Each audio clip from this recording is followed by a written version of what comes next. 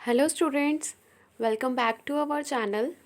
आज हम class 8th के इंग्लिश के चैप्टर नंबर 3 जो कि हनी ड्यू बुक का है, ग्लिम्स ऑफ द पास्ट, इसके एमसीक्यूज करने जा रहे हैं, that is multiple choice question.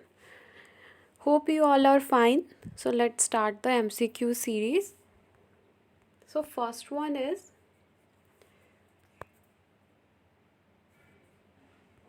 question number 1.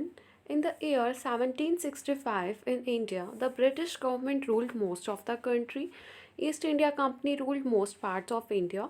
Indian princes ruled most of the country. Mughal ruled the whole country. जो सेवन, जैसे कि आपको पता है आपका चैप्टर ना थोड़ा हिस्ट्री बेस्ड चैप्टर है और इसको कुछ कुछ पार्ट्स में डिवाइड किया गया है, जैसे यहाँ पे ईयर्स वगैरह शो करते हुए।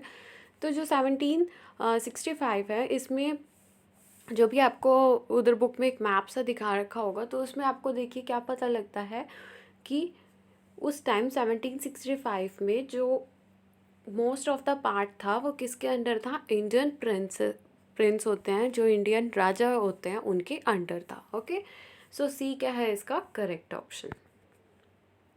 नेक्स्ट पे चलते हैं, क्वेश्चन नंबर 2।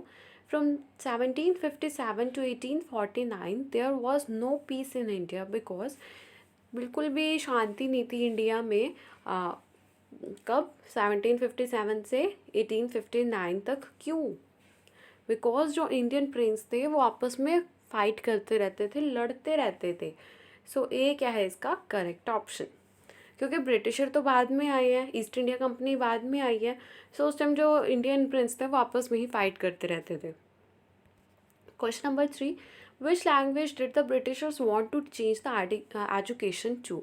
ध्यान से देखिएगा, इन्होंने क्या पूछा कि जो ब्रिटिशर्स किस लैंग्वेज को लाना चाहते थे। ओके, सो पहले कौन सी लैंग्वेज इंडिया में पढ़ाई जाती थी? That is Persian and Sanskrit, है ना। और ब्रिटिश की कौन सी लैंग्वेज होती है? इंग्लिश। तो वो कौन सी लैंग्वेज को लेके आ रहे थे एग्जिस्टेंस में? That is English. Okay, so B क्या है इसका correct option. Okay, English is the correct answer. Question number 4, the business community welcome the British because, जो बिजनेस कम्युनिटी है उन्होंने ब्रिटिशर का वेलकम क्यों करा? क्योंकि वो समझते थे कि जो ये पीस वगैरह, जो शांति नहीं है इंडिया में, वो शांति बन जाएगी। The British rule had brought a degree of peace. So C will be the correct option. Question number 5, who said the lines? ये लाइन्स किसने कही? The bones of cotton weavers are bleaching the plains of India. ये line कही थी governor general Bentinck ने। B is the correct option. ये किसने किसको कहा, किसने ये लाइंस बोली? इंपॉर्टेंट क्वेश्चन है ये। ओके, इसको याद रखना कि ये वाली लाइन किसने कही थी? गवर्नर जनरल बैंटिक ने। क्वेश्चन नंबर 6, जो वर्स्ट सफरर्स थे, जो सबसे ज़्यादा ब्रिटिशर से सफ़र कर रहे थे, वो कौन थे? East India company, business community, religious leaders, या पुअर फार्मर्स या आर्टिसंस? तो ऑब्वियसली जो पुअर फार्मर्स थे और आर्टिसंस थे, ये सबसे ज़्यादा सफ़र कर रहे थे, क्योंकि जो फार्मर्स हैं उनकी लैंड वगैरह ले ली जाती थी। ओके, और आर्टिस्ट भी बिल्कुल एक तरह से मैनिश ही हो चुके थे। Okay, question number 7, what was regulation 3 that was passed by the Britisher? Regulation 3 क्या था? न्यू लैंड रूल्स थे, imprisoning any Indian without a trial in court, both A and B, या नन ऑफ अबव? तो ये rule आया था regulation 3 में, क्या था कि कोई भी इंडियन को ये जेल में डाल सकते थे कि बिना कोर्ट में ले जाए हुए, बिना कोर्ट से परमिशन लिए हुए ये जेल में डाल सकते थे किसी भी इंडियन को। सो बी क्या है इसका करेक्ट ऑप्शन है। Question number 8, in the early 19th century Raja Ram Mohan Roy was, इनके बारे में भी आपको पता होना चाहिए क्योंकि काफ़ी सारे क्वेश्चंस इनके ऊपर बनते हैं। जो राजा राम मोहन रॉय थे वो क्या थे? एक इम्पॉर्टेंट रिफॉर्मर थे, और जिन्होंने एक चीज़ और कही थी कि हर एक रिलीजन की टीचिंग तरीका बेशक से अलग हो सकता है पर आखिरी में कंक्लूजन सेम ही होता है ना। ऐसी भी लाइन कही थी उन्होंने। यही थे जो ब्रिटिश बाहर गए थे, वरना ऐसे कहा जाता था कि कोई सी से अगर क्रॉस कर जाएगा सीज़ को, तो सीज़ कौन से, ये समुद्र टाइप, सो अगर कोई सी को क्रॉस कर जाएगा तो उसका धर्म भ्रष्ट हो जाएगा, ऐसी ऐसी चीज़ें कहा करते थे जो रिलीजियस लीडर्स थे। पर स्टिल राजा राम मोहन रॉय गए थे, ब्रिटिश भी उधर देखने के लिए गए थे। इनका किस चीज़ में इंटरेस्ट था, साइंस में, और प्रैक्टिकल नॉलेज थी इनको, और ये क्या सोचते थे कि ये सारी की सारी चीज़ें जो मशीन्स ब्रिटिशर्स लेके आए ये हम इंडियंस भी बना सकते हैं। Okay, question number 9, what was the Raja Ram Mohan Roy fascinated by. अभी अभी मैंने बताया वो किससे फैसिनेटेड थे, साइंस से फैसिनेटेड थे। ए क्या है इसका correct option.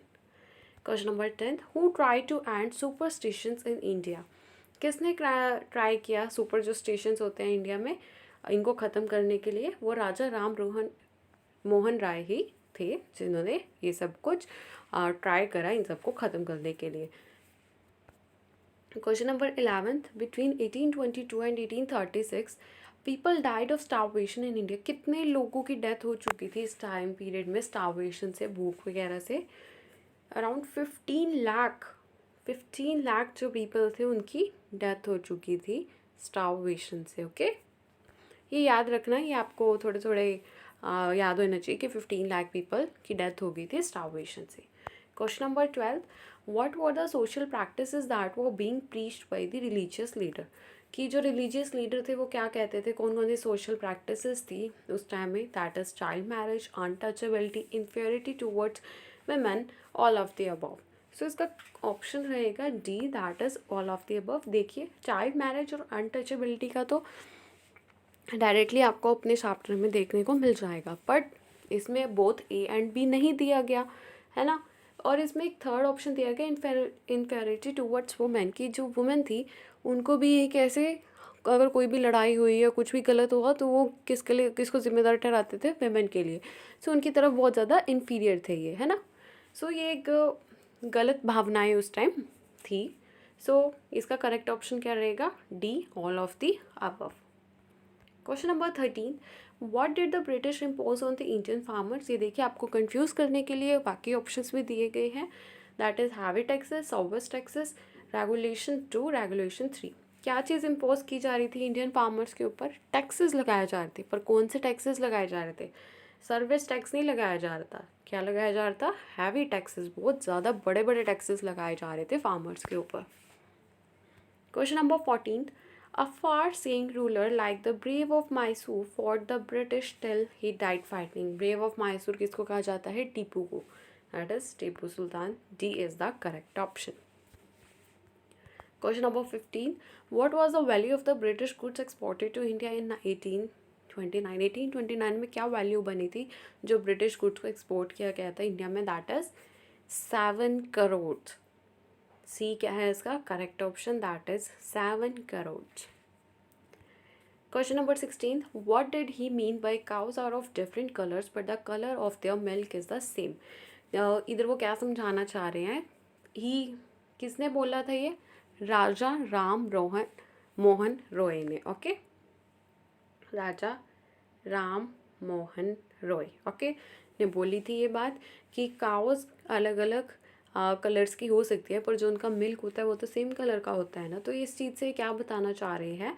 Every religion is different, teaching of every religion are different, teachings of every religion are same, none of above. तो कह रहे हैं जो पढ़ाई होती है, जो टीचिंग होती है, वो हर एक रिलीजन की क्या होती है? सेम होती है। सी क्या है करेक्ट ऑप्शन।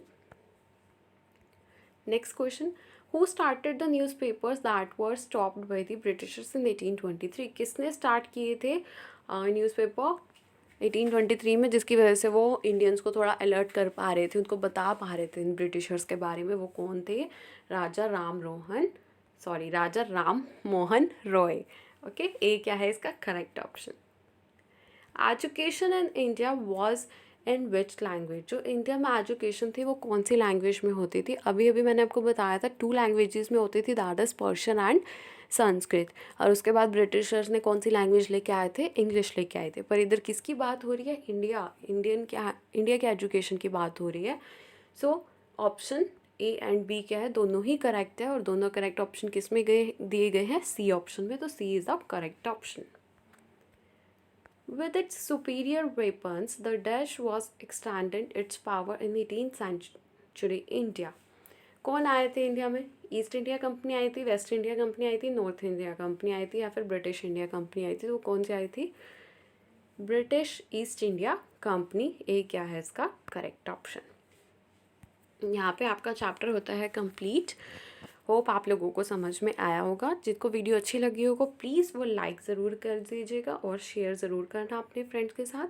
और जिन्होंने अब तक सब्सक्राइब नहीं करा वो सब्सक्राइब ज़रूर कीजिएगा और बेल आइकन को भी प्रेस ज़रूर कीजिएगा, जिसकी वजह से आपको टाइम टू टाइम नोटिफिकेशंस मिलती रहेंगी आगे वाले जो भी चैप्टर्स में कराऊंगी. Thank you all.